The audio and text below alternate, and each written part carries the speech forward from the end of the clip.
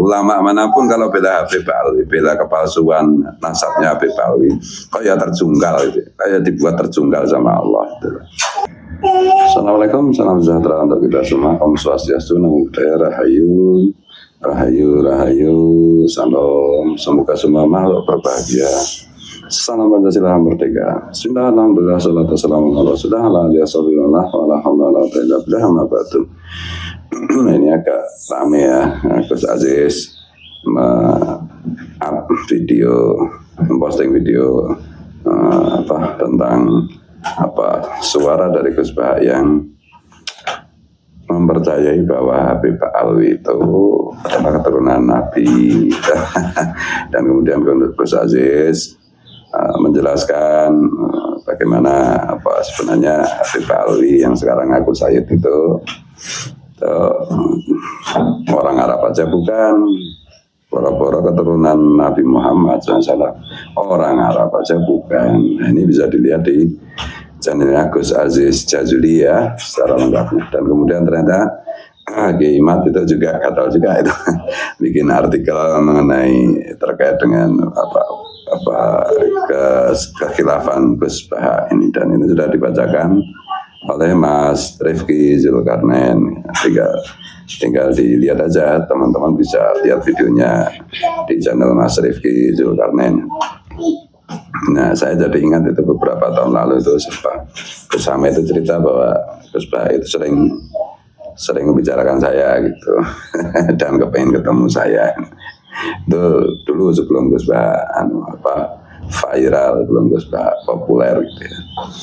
Dan ya sebelumnya juga ada berita kan setahun atau 2 tahun lalu itu si Rumel Abbas mendatangi Gus Bah. Kemudian ya Rumel Abbas kan pembela utama batalnya nasab Habib Alwi itu, pembela utama para Habib ya, memang dia bekerja dan digaji Nusron Wahid untuk itu.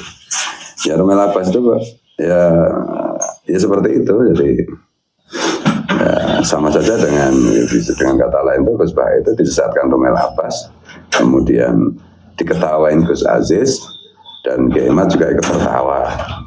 Nah, saya juga harus ikut tertawa, dua sahabatku ikut mentertawa.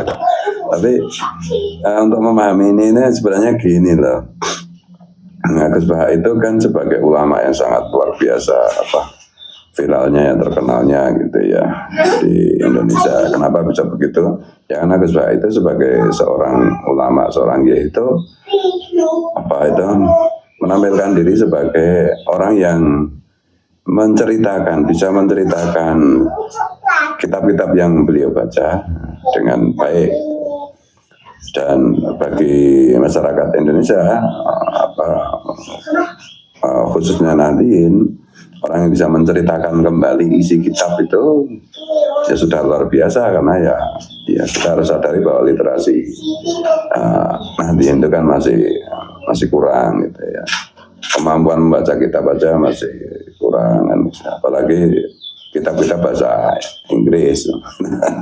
Nah, Gus Bah itu tampil dengan sangat fasih menceritakan kembali kitab-kitab yang pernah beliau baca. Nah, ini untuk bagi orang yang tidak bisa baca kitab ya ini sesuatu yang luar biasa, sesuatu yang jenius itu. Tapi dalam kategori akademis ya sebenarnya itu adalah ya seperti yang diungkapkan oleh Kiai Mat itu, bisa menceritakan kembali buku atau kitab yang dibaca itu ya masih level pertama. Level kedua kan kemudian memberikan antitesis, kemudian level berikutnya ya menjadi tesis. Jadi kalau kita perhatikan memang Gus Bah itu tidak pada posisi mampu memberikan opini, bukan pada posisi seorang mujtahid, seorang yang punya yang berpendapat gitu, tapi sekedar seorang pencerita isi buku gitu. Dan di Indonesia tradisi seorang mujtahid atau orang yang punya opini, punya pendapat atas hasil bacaannya, atas analisis buku atau kitab yang dibacanya, itu justru kurang mendapatkan tempat di zaman medsos ini gitu. Nah, kalau di zaman belum ada internet, zaman majalah, zaman koran gitu. Nah, hanya orang yang Ini tentu saja dua kemampuan yang berbeda gitu. Ibaratnya itu apa yang disampaikan oleh Gus Bah itu adalah level skripsi, level S1. Sementara yang disampaikan oleh Kiai Imad itu levelnya kan level disertasi gitu, level penemuan gitu. Nah, ini tentu saja ya semestinya Gus Bah itu membaca lagi gitu loh. Jadi supaya tidak ditertawakan Gus Aziz dan Kiai Imad dan saya. Tapi juga banyak teman-teman berkomentar bahwa ya mungkin ini strateginya Pak Gus Bah untuk tetap bisa dekat dengan para Habib.